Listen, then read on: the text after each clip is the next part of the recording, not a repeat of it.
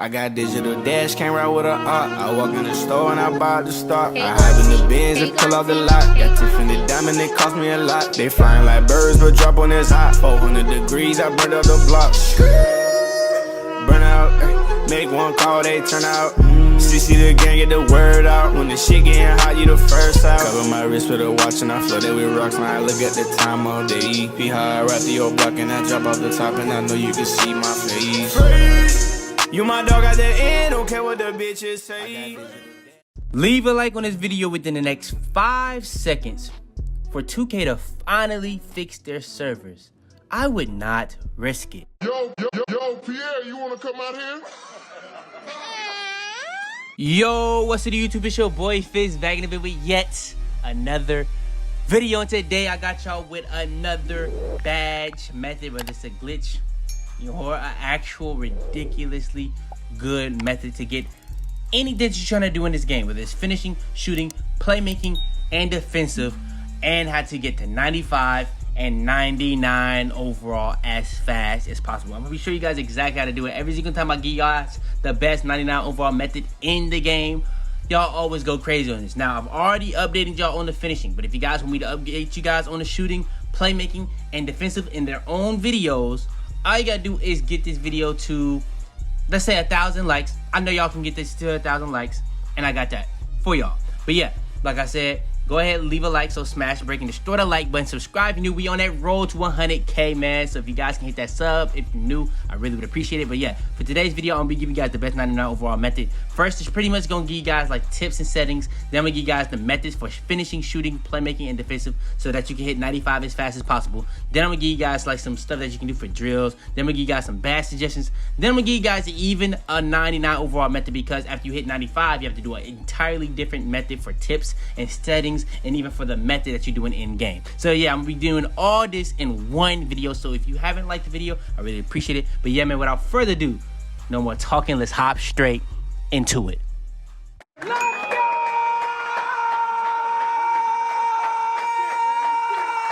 Alright, so first things first, before we get too deep into the tips and settings, I need to tell y'all the main thing that you need to know when it comes to hitting 95 or 99 as fast as possible.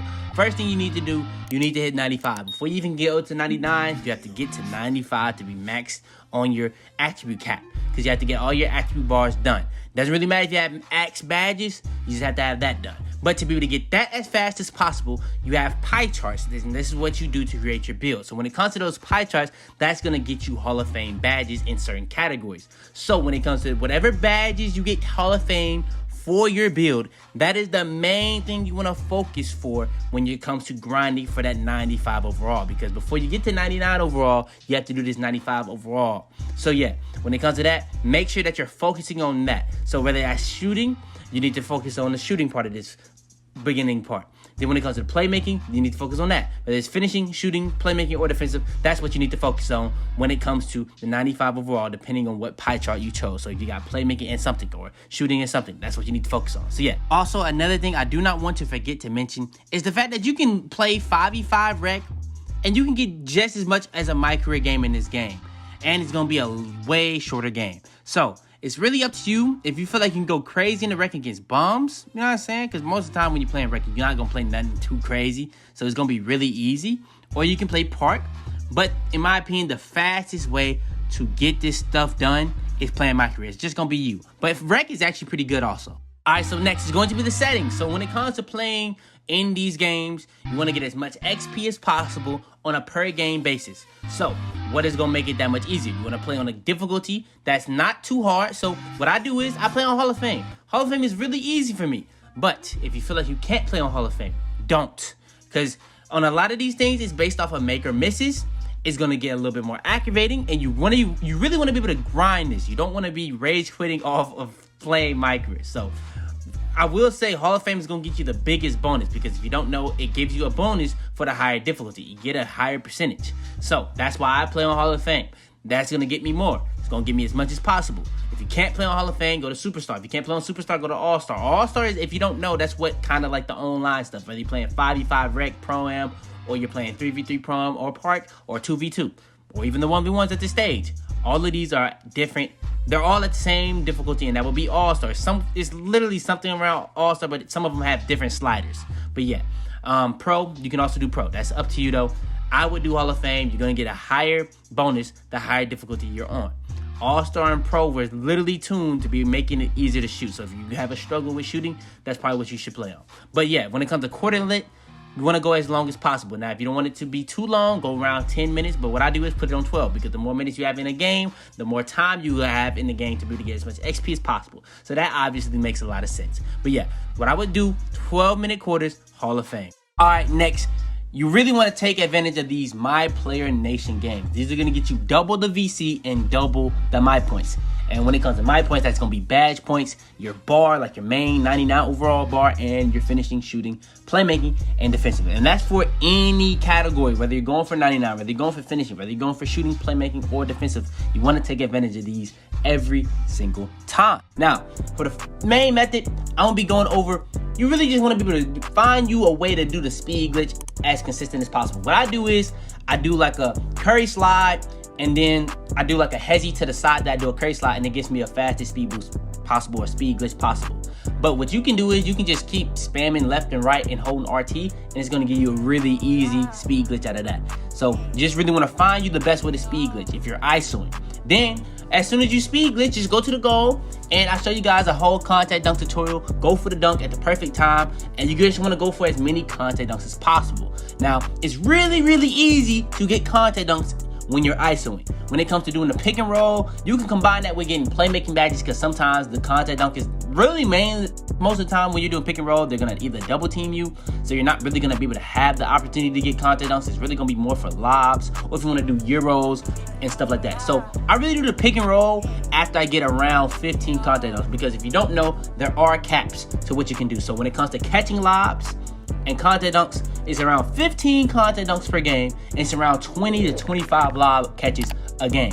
So it's really up to you how you manage that. So what I do is I ISO for the 15 contact dunks, and then when I feel like I'm past how many I should do, I just start doing pick and rolls, and I really just try to do Euros if I'm going up with it, if I'm going for finishing, or I throw the lob. But for finishing, just go for a Euro, a floater, anything like that, and you don't want to miss those. Those are based off makes and misses. So yeah, you want to make sure that you take advantage of that. Another thing is, when it comes to the fast breaks, you want to take advantage of every single fast break by throwing a lob to yourself, or if your teammate's on the fast break, you want to spam so that you can get the lob. So because every single time when you're going on the fast break, you want to take advantage of that. The way it works when it comes to rep or badge points for finishing, it goes contact dunks is the most that you can get, then is lobs, then is like the miscellaneous acrobatic layups like Euro layups, hop steps, floaters, any of that stuff, all like come into the same category. Apparently, some people say that like floaters you get more,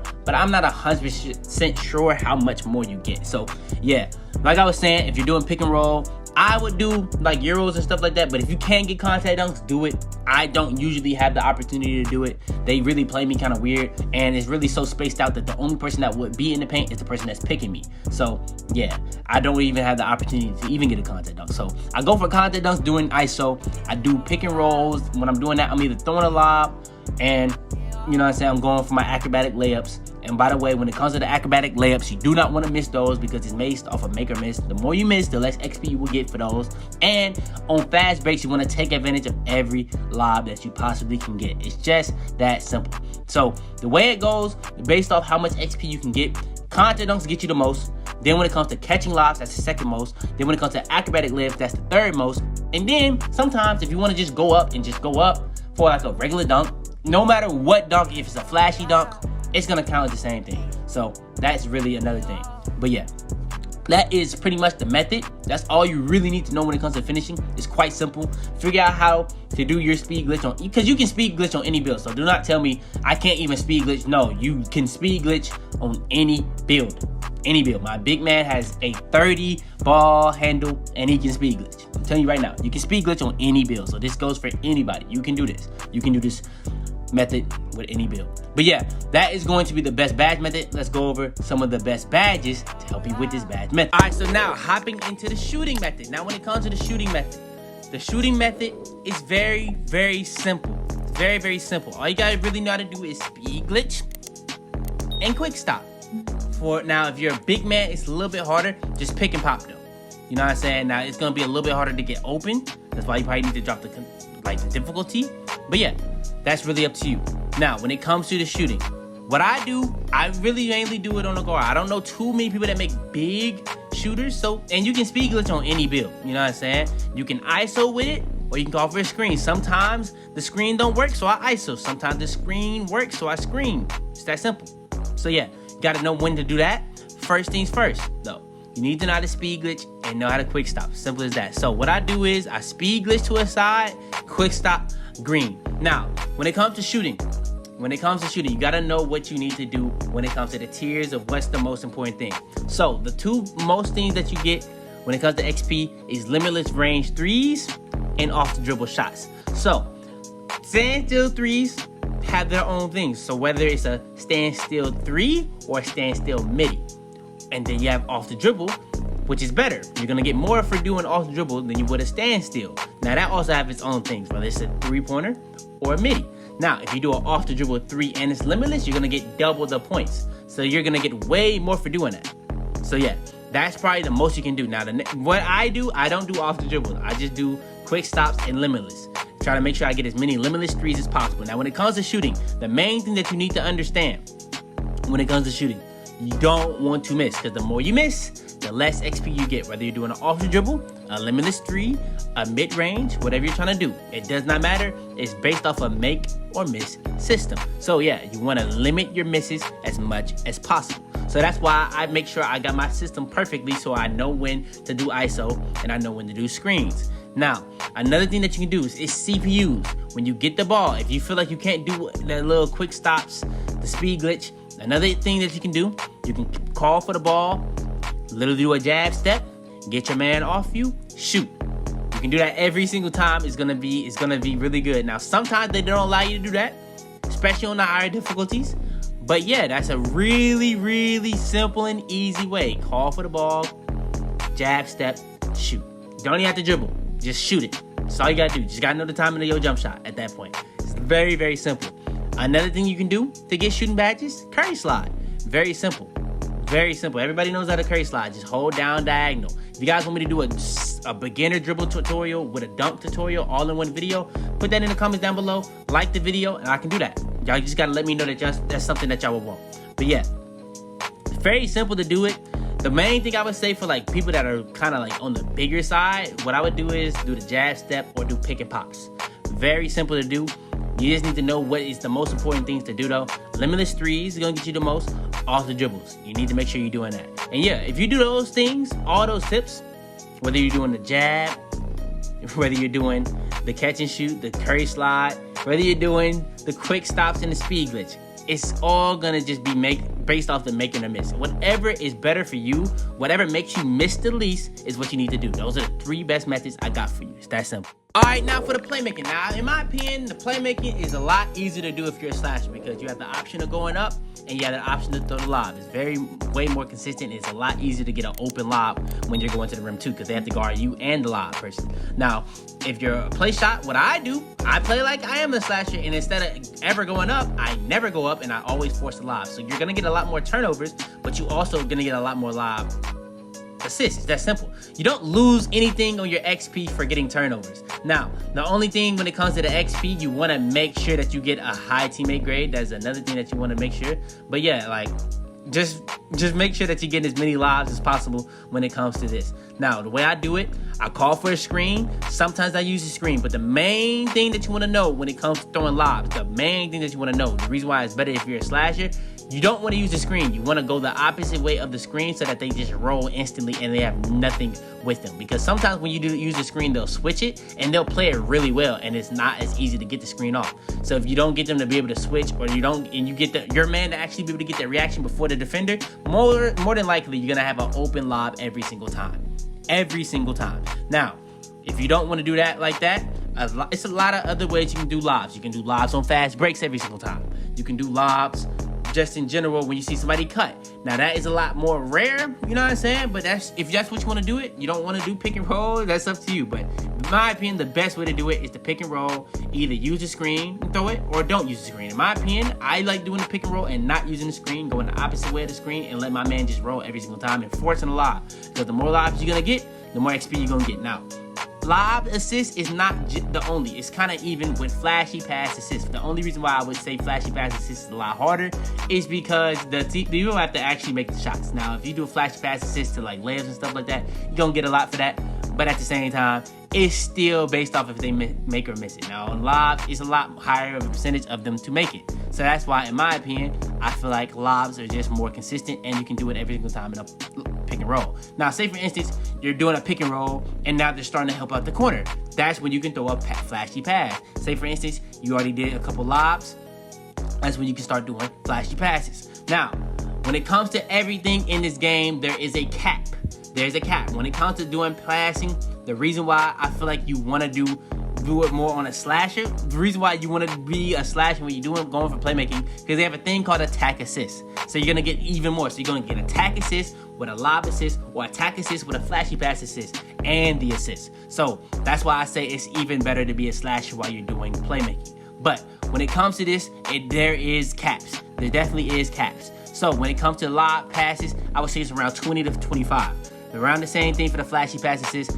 I don't really care about the cap on me doing attack assist, because I'm gonna just do that every single time by the way, because it's gonna be triple. Instead of it being double, just getting an assist and a lob pass, it's gonna be triple. So I'm gonna just take that every single time. You know what I'm saying? It's no point in not doing that. But yeah, you gotta just make sure that you're keeping in mind that there is cap breakers. So when you get around 20 to 25 lobs, and then you want to start doing flashy passes. When you get around 20 to 25 flashy passes, it doesn't really matter at that point. Just do whatever you want to do at that point. I mean, that doesn't mean stop doing the excessive, so you can still get that lob and assist, or the flashy and assist. But like at that point, it doesn't matter if you do a lob or flashy. That's what I'm trying to say. But if you do a lob assist and you do an attack assist, then you can get 3 times instead of just having an assist and a lob, or just an assist. It's that simple. So now y'all kind of see how the playmaking work. Let's go ahead and hop straight into the defensive. Pretty much when it comes to the defense, it's really just tips and tricks. Now, people be like, every single time I drop a video like this, people be like, just simply play defense. It's that simple, but at the same time, you gotta understand what you're doing on defense. So, with that being said, on defense, you wanna be in certain sets, zones, that's gonna help you be able to play defense at the highest rate possible without losing stuff like for your teammate grade. So, what I do sometimes with my point guard, I play 3-2. Sometimes I play 2-3. You know what I'm saying? Sometimes I really half court trap depending on the situation. So if I'm trying to play full court defense and my man's bringing up the ball, I go to half court trap so I can get as many possessions on offense, because I don't just go for defensive. You know what I'm saying? So if you want to go for multiple badges at the same time, you can go with half court trap and just play somebody full court every single time and try to get as many bump steals as possible. But if you play in a 2-3 zone or a 3-2 zone, you can do that. You can play the full court joint and try to get as many bump steals as possible, but you're not going to get a bump steal every single possession. So what you want to do is, if you want to get as many bump steals as possible and get as many passing lane steals as possible, I would go with a 2-3, because if you go with a 2-3, it's just not not only let you be able to get full court, but it's only going to be 2 people at the top of the key. So that's going to be less people trying to take your spots and stuff like that, take your steals and stuff like that, and take your man and stuff like that. So I like playing a 2-3 so I can have more space at the top of the key and top around the 3-point line to be able to just fluctuate what I'm gonna do. Now, when it comes to go for passing lanes in my career, you probably like, how do you do that against CPUs? Pretty much just bait. It's just simple as that, just bait. So sometimes what I do, even if I'm playing a man, I like leaving the man open and just waiting for them to pass it, and I just try to jump it. So when it comes to jumping, you have to pretty much be moving your stick towards the way the ball is going and pressing RT and X. RT and X just makes me catch the ball more. If you press X, you can still do it, but when I press RT with it, it makes me catch it more. I don't know why. Now, when it comes to jumping it, you're not just going to be getting a tip. You're going to be jumping it, catching it, and just be going. No one's on the fast break with you, which is why in all these clips, I'm either bump stealing, getting me a lob, or getting a passing lane steal and getting me a lob to myself. So you can do that however which way you want to do it. Now, for big men, the main thing for big men that they need to really worry about is getting blocks, rebounds. And rebounds is just regular. You know what I'm saying? Just going for every rebound possible is regular. Now, as a big man, it's going to be a lot harder for you because you can't really just go into a zone. So, as a big man, sometimes as a big man, you just can't really even worry about your teammate grade. You just got to go for every single block you possibly can get. Now, as a big man, I would probably go to a team that's just bad and when it comes to paint defense. So they have to play you, and the people around you just not going to be good at, like, they can keep people off the three-point line, but they're going to be flooding them people to the paint. So that's going to get you more opportunities to get more blocks. And if people are missing, you're going to get more rebounds. So, yeah. And if I'm a big man, I'm definitely not playing on pro, because pro, they make everything. On Hall of Fame, I don't know why. Even the CPUs on the other team miss a lot more. So, yeah, I would go Hall of Fame for sure. But the 4 keys when it comes to playing defense, you want to get steals any single type of way, whether it's a bump steal or a passing lane steal, blocks, and rebounds. So to get the most, you're going to have to get like different type of steals, different type of blocks. So if you get like a snatch block, you get more XP. You get like a chase down block, you get more XP. You know what I'm saying? So, like, just like when it comes to shooting, playmaking, and finishing, there's things that get you most, like lobs get you more for finishing and playmaking, and limitless threes get you more. So you just gotta make sure that you can get as much of those as possible. It's like really random when it comes to this game for big men and guards when it comes to getting defensive stuff. So yeah. Another thing that I try to do every single possession is when I play full court, trying to get bump steals. Even if I'm not getting a bump steal, I try to make sure I'm bumping to the person at all times, because you actually get XP for that too. And if big men, you get XP for just getting a lot of box outs. It's called something, but I can't think of it. But any type of contact type stuff, contact wins or something like that, you get XP for that too. So those are the tips and tricks I can give you guys for that. A lot of that stuff is pretty much kind of like just playing defense, but it's not that simple. But yeah, all we got left to go over is the best badge suggestions and the badges that will help you do this method that you don't necessarily need, but they would definitely help. All right here, I'm gonna try to do this real quick because this is important, but at the same time, this is gonna just be here to help you get as much XP possible. Now, if you're going for the most XP possible, sometimes you don't have to go for a practice facility, but if you want to get the most XP possible after every game, go to the practice training facility. You know what I'm saying? Go there every single time, the team practice facility, whatever it's called, go there. If you have no drills, just do the coach drills, because you're going to get ×2 for all that type of stuff you can do. Just do that, get as much XP as possible in those drills. And that's going to still be based off of what your build is. So if you have shooting Hall of Fame, you want to go for the shooting, the stuff I was saying on shooting, that's important. You want to go for that stuff in that drill. Same thing with playmaking, same thing with defensive, same thing with finishing. You want to take advantage of all that type of stuff. Now, when it comes to these practices, you can also get ×3 when a legend's there. So you want to take advantage of all these type of opportunities. Now, you're not always going to have that. You're going to have pretty much most of the time, you're going to just be able to do your own drills. So when it comes to that type of stuff, you want to make sure you go for the ones that get you 750. So for defense, I would do the pick reaction, screen reaction. For playmaking, I do one-man fast break, but a lot of people do outlet passes. So whichever one is easier for you, do that. When it comes to shooting, you want to do free throw golf. That's just simple. It doesn't matter what build you are, you can get 750 on that every single time very easily. Then when it comes to finishing, I think it's called acrobatic layups. It's either acrobatic layups or contested finishes. I think it's contested finishes. So yeah, you want to make sure you do those drills. Take advantage of your ×3 practice facility drills. Anytime, if you want to know when it's ×2 or ×3 for the coach and you get coach stuff, it's going to be showing up red. Anytime it's just nothing, you're just going to have blue, and you just got to do your own drills. So if you want to take advantage of that, those are the best drills, and yeah, that's the best tips I can give you for that. One thing to do this method, you do want to be able to have contact dunks, but there's a lot of people that's going to be trying to get finishing badges that can't get contact dunks. So, like I said, you're either going to just be doing Euros, catching lobs, and stuff like that. It's a lot of different things you can do besides contact dunks. But if you want to be able to do everything I'm going over in this video, you're going to want to take advantage of the badges I'm telling you for when you actually earn badges. So the first badge we're going to talk about, that's a suggested badge to pretty much put on, is going to be Slithery Finisher. Like, when I had Contact Finisher, I was getting dunks, but I wasn't getting nearly as many contact dunks. I wasn't getting nearly as many total dunks as I was getting as soon as I put Slithery Finisher on. So Slithery Finisher, what I would tell you is it gives you the best animations possible. And it not only does that, but it makes your dunk, it feels like my dunk frequency went up a lot. As soon as I put it to bronze, I put it to silver, dunked way more. At Hall of Fame, you dunk it every time. Every time. It feels like the badge is broken, to be honest. I'm not gonna lie. They might need to nerf this for next gen. I'm not gonna, if they coming back with this badge, they need to nerf it. I'm not gonna lie. It's a little overpowered. So yeah, Slithery Finisher, if you want to dunk at every single opportunity, I would put on Slithery Finisher. That's just something I would say to do. Next badge, I would say you want to go ahead, have on Relentless Finisher. Relentless Finisher is a big deal because when it comes to these games, when you start getting minutes, you know what I'm saying, it's going to be very important to have on a badge like Relentless Finisher. That's going to be pretty much helping you dunk, lay up, catch lobs, and make them, especially when fatigue. So any badge that has anything to do with fatigue, if you're trying to get these badges, you want to have that on. I'm going to just say that. Next is going to be Lob City Finisher. Lob City Finisher, very important badge to catch lobs. It's not only going to help you catch it through traffic, dunk it through traffic on lobs, but it's also going to give you faster animations and better catch animations and stuff like that. And it just makes your success rate a lot higher. So yeah, you want to put that on so that you don't have no mess ups, whether you're not catching it or you just get a turnover randomly or your dude just did some stupid shit for no reason. That's going to pretty much cancel that out. And last but not least, the last badge that you want to have when it comes to this, that's going to help you do one of the most important things is get contact dunks, is Contact Finisher.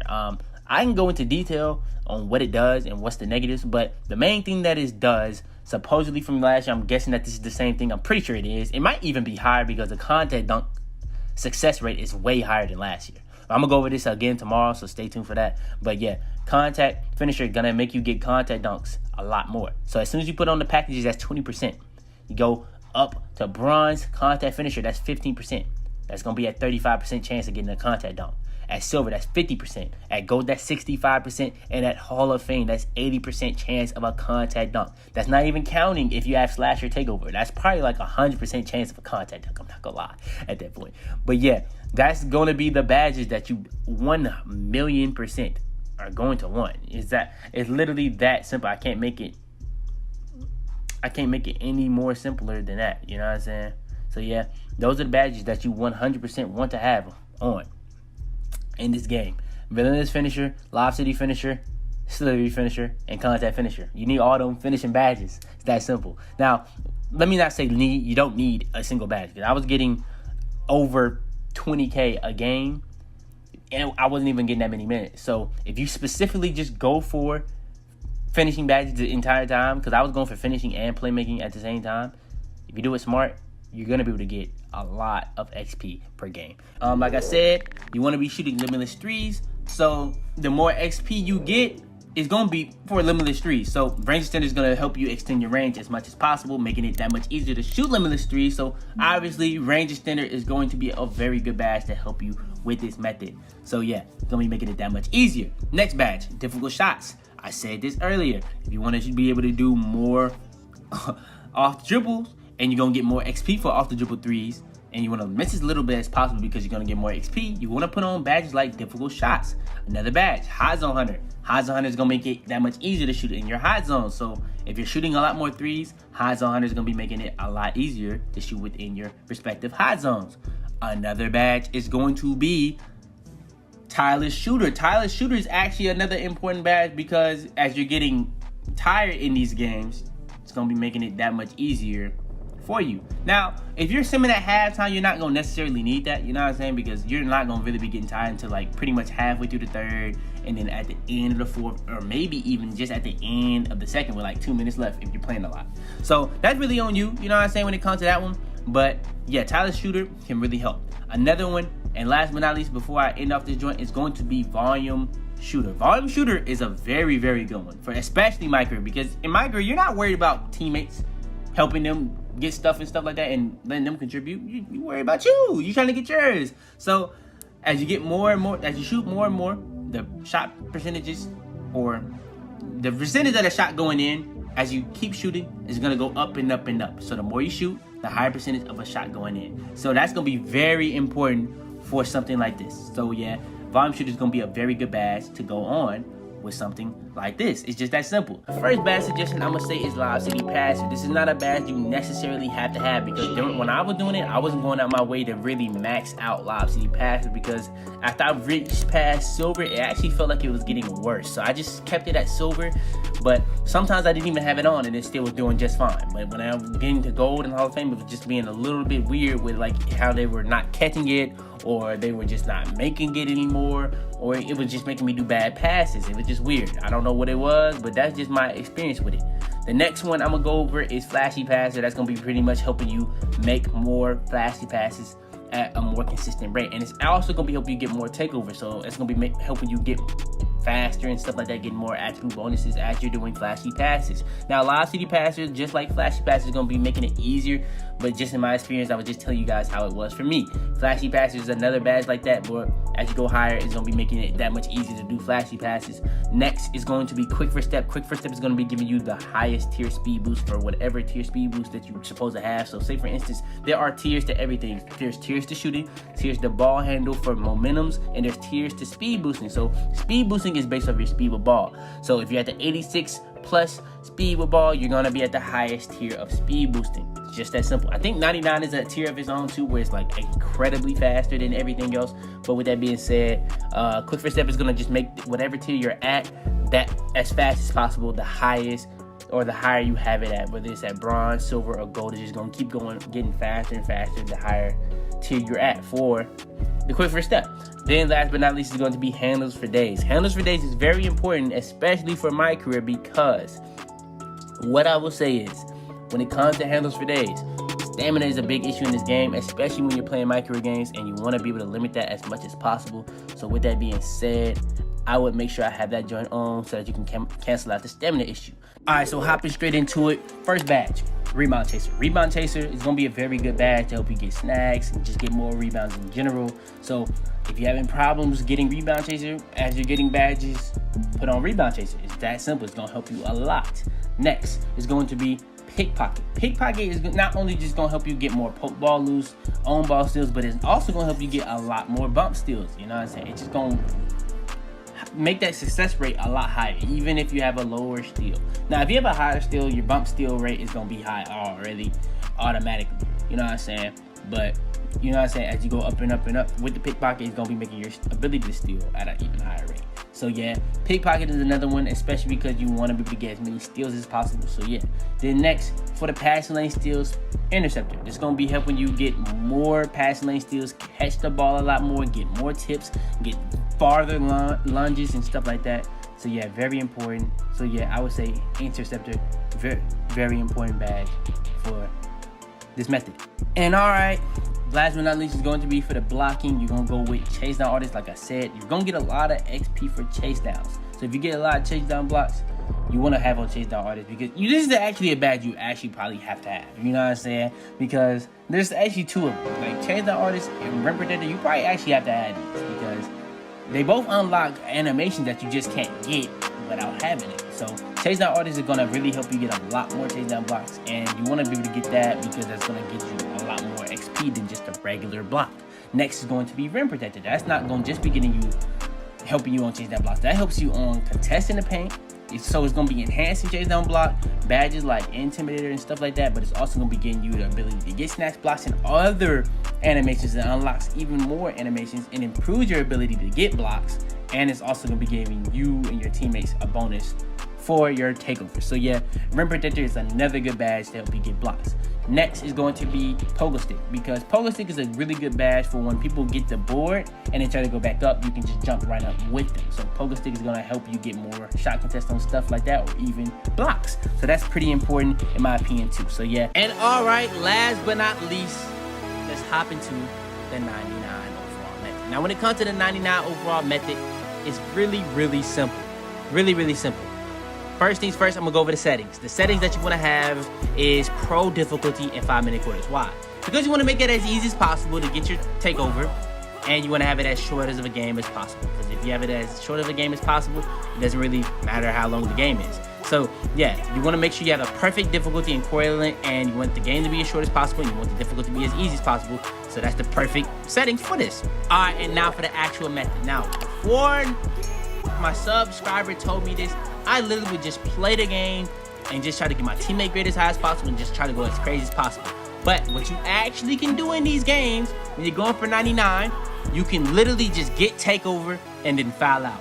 It's gonna give you 99.9 every single time. It's so simple and easy, fast and quick. It's the fastest way to get 99 after you get 95. All you literally have to do is get takeover one time, foul out the rest of the game. Now, will you get VC for that? No. Now if you get fouled, like a couple fouls, and then like you get to the halftime, you're up 25, just ask out with VC so you can get the VC. But if you don't really care about the VC, you want to get it over as fast as possible, just foul out every single time you get takeover. You're gonna get a 99.9 overall every single time. And yeah, man, it's literally that simple. Like I said before, now I was literally just trying to get as close to an A+ as possible, trying to get as crazy as stats and make sure I won the game every single time. And it's really simple and easy to win my career games on pro difficulty. It's just that simple. But yeah, now that I know that you can just get takeover and foul out, I do this every single time. And now I'm gonna have all my builds at 99, and it's just that simple. So anytime I'm trying to get my build back to 99, it's simple to get it. It's that simple. So yeah, it doesn't even make me as mad that you can lose 99 anymore when you win when you lose games, or no, when you win games at the park or at rec. It's that simple. So yeah, that is literally the fastest and easiest way to hit 99 overall in NBA 2K21. But yeah, man, that is going to be the best 95 overall method. I give you guys the best tips and settings, VIDS method for the finishing, shooting, playmaking, and defensive. I also give you guys practice facility drills with bad suggestions. Then I even give you guys settings again for the 99 overall method and the best 99 overall method in the game. If you guys haven't already, smash, break, and destroy the like button. I don't know what you're doing, but like I said, if you guys want the shooting, playmaking, and defensive VIDS method updated, all you gotta do is get this video to 1,000 likes. Also, I can give you guys a dribble and dunk tutorial, contact dunk tutorial. All you gotta do is just like the video, but especially for that, I want y'all to comment down below because I really want to know if y'all want that or not, because I can easily do that for y'all boys. It's that simple. But yeah, like I said, that is going to be the 99 overall method. If you haven't already, like the video, subscribe if you're new. We on that road to 100K, and I really would appreciate it if everybody new to the channel would subscribe. I really would appreciate it.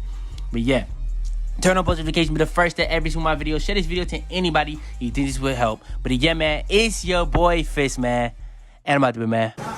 Tell them to bring me my money. Yeah!